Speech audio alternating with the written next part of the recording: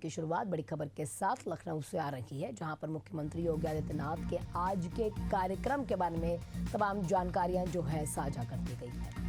लखनऊ में 2 कार्यक्रमों में वो शामिल होंगे। सुबह लगभग 11 बजे के आसपास मिशन शक्ति 5.0 अभियान का शुभारंभ करेंगे।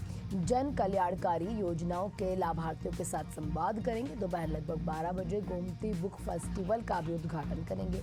विश्वविद्यालय में आयोजित फेस्टिवल में भी वो शामिल होंगे। बड़ी खबर, बड़ी जानकारी, पूरा स्केड्यूल कहीं ना कहीं आपको आज का मुख्यमंत्री का हम बता रहे हैं।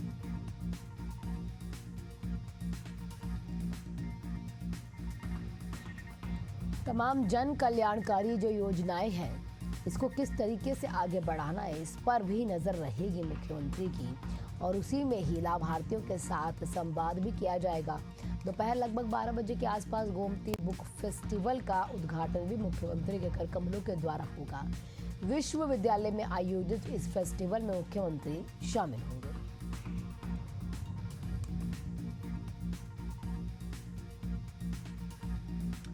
बड़ी खबर, बड़ी जानकारी, लखनऊ से ये बड़ी खबर आ रही है।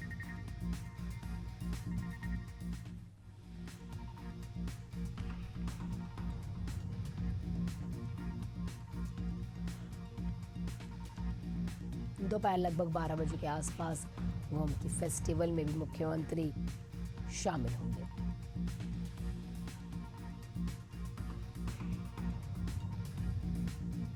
जन कल्याणकारी योजनाओं के लाभार्थियों के साथ संवाद किया जाएगा। गोमती बुक फेस्टिवल का उद्घाटन होगा। शिक्षा कहीं ना कहीं सबको मिले, और आप सब समझते भी हैं कि जो किताबें हैं वो सच्चे मित्र होती हैं। इसी को कहीं ना कहीं मुख्यमंत्री इसी दृष्टिकोण से देखते हुए वो बुक फेस्टिवल में जाके उसका उद्घाटन भी करेंगे।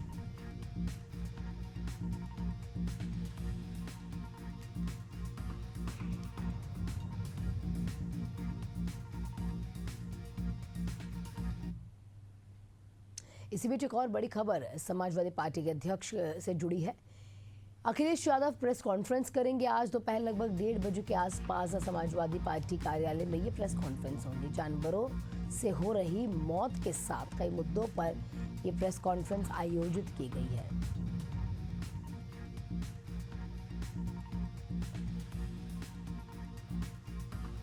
सपा अध्यक्ष अखिलेश यादव आज प्रेस कॉन्फ्रेंस करेंगे दोपहर लगभग 1:30 बजे के आसपास। प्रेस वार्ता में तमाम चीजें कहीं ना कहीं रखी जाएंगी।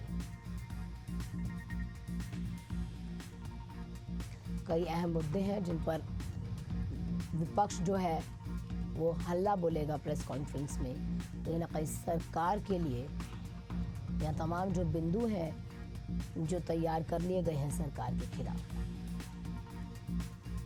सपा अध्यक्ष अखिलेश यादव प्रेस कॉन्फ्रेंस करेंगे दोपहर लगभग 1:30 बजे के आसपास।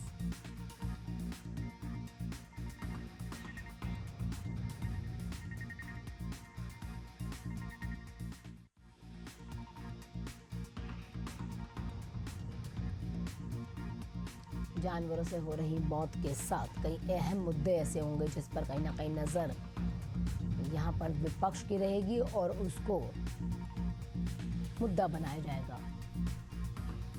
हमारे साथ हमारे सहयोगी अभिषेक जुड़ चुके हैं तमाम जानकारियों के साथ। अभिषेक, क्या कुछ यहाँ पर अहम बिंदु रहेंगे जिसके ऊपर विपक्ष जो है सरकार को घेर सकता है? देखिए, समाजवादी पार्टी कार्यालय में पिछले कई महीनों से अलग अलग जो जाति वर्ग के लोग हैं उनका सम्मेलन जारी है। पहले प्रजापति समाज का सम्मेलन हुआ, उसके पहले क्षत्रिय सम्मेलन हो, सिखों का सम्मेलन हो, अलग अलग वर्गों का सम्मेलन हो रहा है।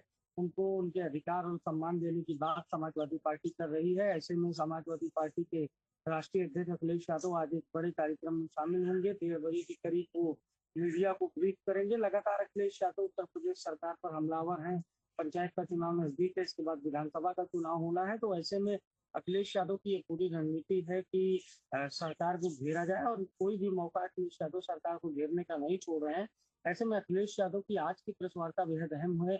1:30 बजे का वो समय है, दोपहर 1:30 बजे, जब अखिलेश यादव एक बड़ी प्रेस वार्ता को संबोधित करेंगे और सरकार को घेरेंगे। कहा यह जा रहा है कि अखिलेश यादव आज कई सारे मुद्दों पर चर्चा करेंगे, लेकिन ये समाजवादी पार्टी का एक रूटीन वर्क है अखिलेश यादव जब लखनऊ रहते हैं तो मीडिया से मुखातिब होते हैं और सरकार को घेरने का काम करते हैं। तो ऐसे में आज अखिलेश यादव एक बार फिर से सरकार को घेरते हुए नजर आएंगे, जहां वो पार्टी जो मुख्यालय विपक्ष है विक्रमादित्य। जिनको कहीं ना कहीं बढ़ाएगा और सरकार पे वार करने के लिए यहाँ खड़ा होगा। आपका बहुत बहुत शुक्रिया अभिषेक, तमाम जानकारियों के लिए। आप नजर बनाए रखिएगा। और इसी बीच एक और बड़ी खबर राजधानी रायपुर से आ रही है। अस्पताल के शव गृह में लावारिस शवों का ढेर अब लग चुका है। शवों के ढेर पर एनएचआरसी ने स्वतः संज्ञान लिया है। मुख्य सचिव अमिताभ जैन को एक नोटिस जारी किया गया है। आयोग बोला कि मृतकों को धर्म के अनुसार सम्मानजनक अंतिम संस्कार का अधिकार है। बड़ी खबर, बड़ी जानकारी आपको दे रहे हैं। अस्पताल के शव गृह में लावारिस लाशों का ढेर लग चुका है। एनएचआरसी ने स्वतः संज्ञान इस पर लिया है। मुख्य सचिव को अब नोटिस भी जारी कर दिया गया। अमिताभ जैन है जिन्हें नोटिस जारी हुआ है। आयोग ने यहाँ पर कहा कि मृतकों को भी धर्म के अनुसार सम्मानजनक तरीके से जो अंतिम संस्कार है उनका किया जाए।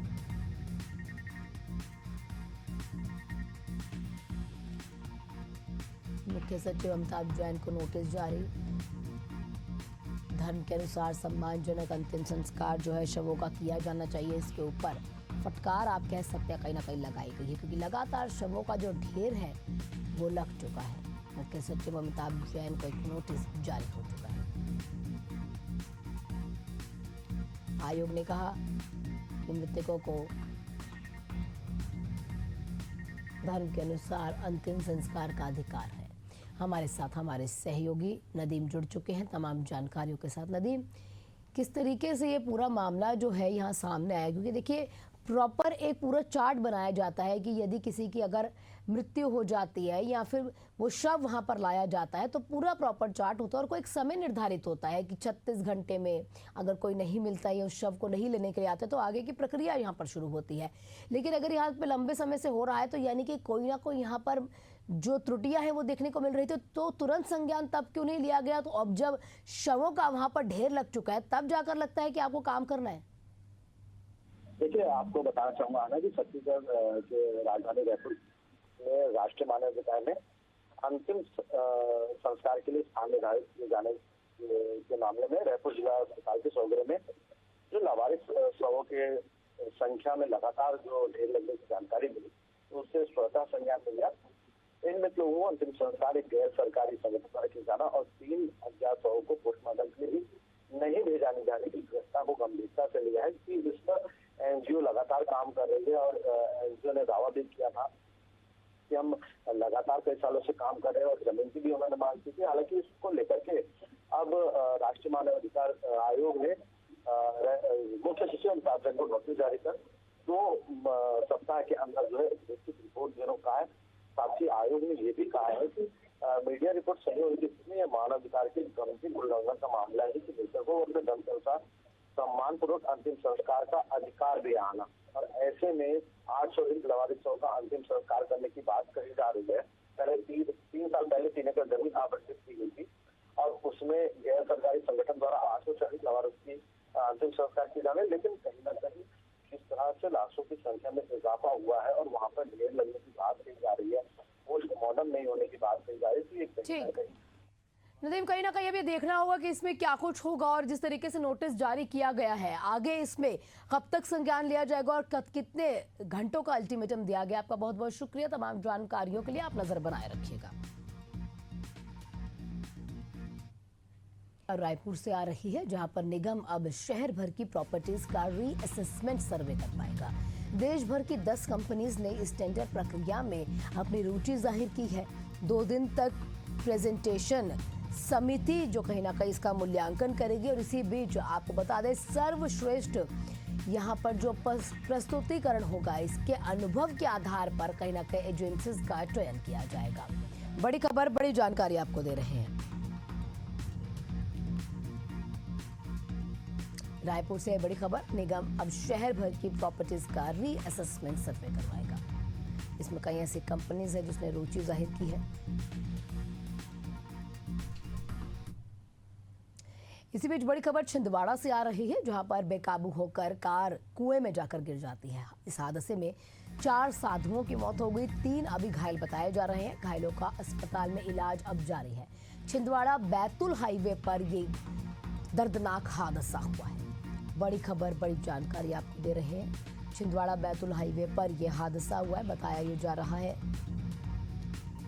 कि बेकाबू होकर अचानक से कार कुएं में गिर जाती है। ये भी जानकारियां प्राप्त हुई हैं कि टायर गाड़ी का फट गया था और उसके बाद जो गाड़ी है वो बेकाबू हो जाती है और कुएं में गिर जाती है।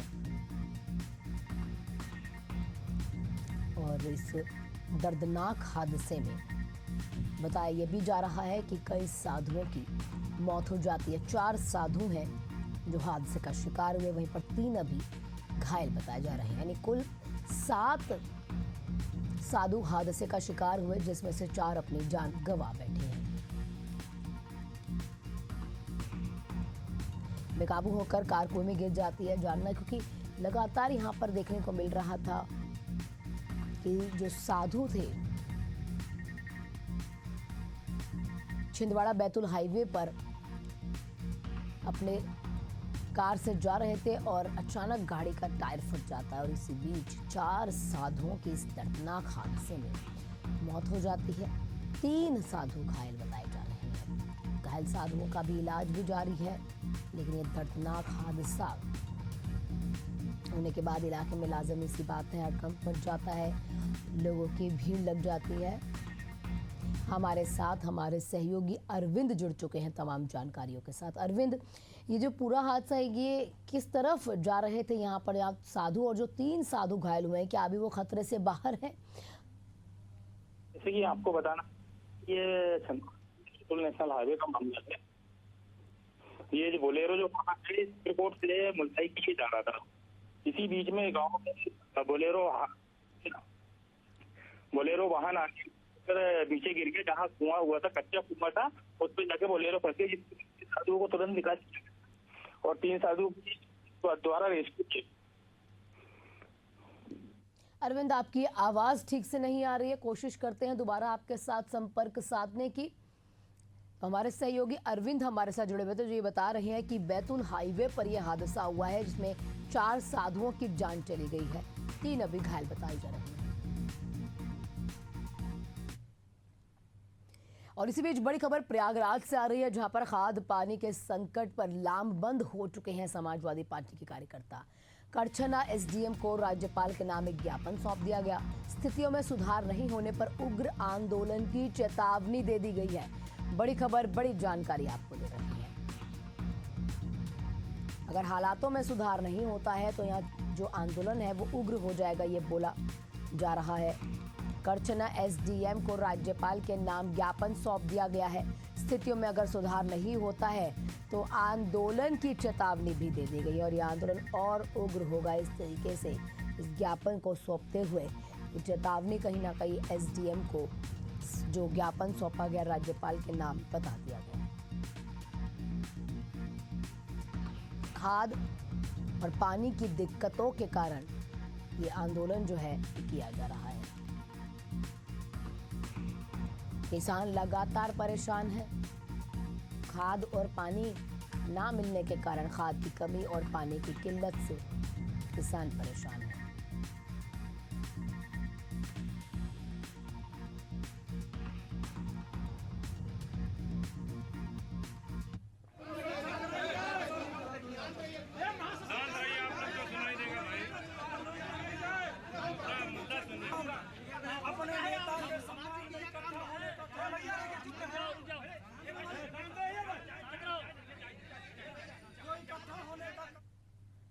और इसी बीच बड़ी खबर हरदा से आ रही है, जहां पर केंद्रीय मंत्री शिवराज सिंह चौहान का दौरा है। बता दें आपको कि लगभग आधे घंटे बाद सुबह 10 बजे के आसपास बताया जा रहा है कि भोपाल से हरदा के लिए वो रवाना हो जाएंगे। वहीं पर आगे की जानकारियां मिली कि वहां जो पौधारोपण कार्यक्रम है उसमें वो शामिल होंगे। इसी के साथ साथ ये भी जानकारियां मिल रही हैं कि जब दौरे पे वो होंगे तो कई लोगों के साथ यहाँ मुलाकात भी की जाएगी। उनका दौरे का जो स्केड्यूल है वो आ चुका है, पौधारोपण कार्यक्रम में शामिल होंगे।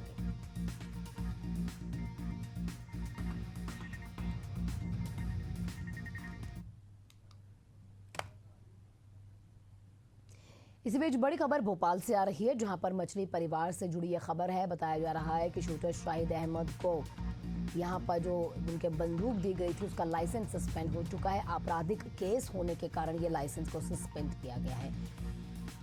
लगातार क्रिमिनल केसेस जो है उनके ऊपर देखे जा रहे थे और बंदूक का इस्तेमाल किया जा रहा था, और इसी को देखते हुए यहाँ पर अब शूटर शाहिद अहमद का लाइसेंस, जो बंदूक का लाइसेंस है, उसे सस्पेंड कर दिया गया है।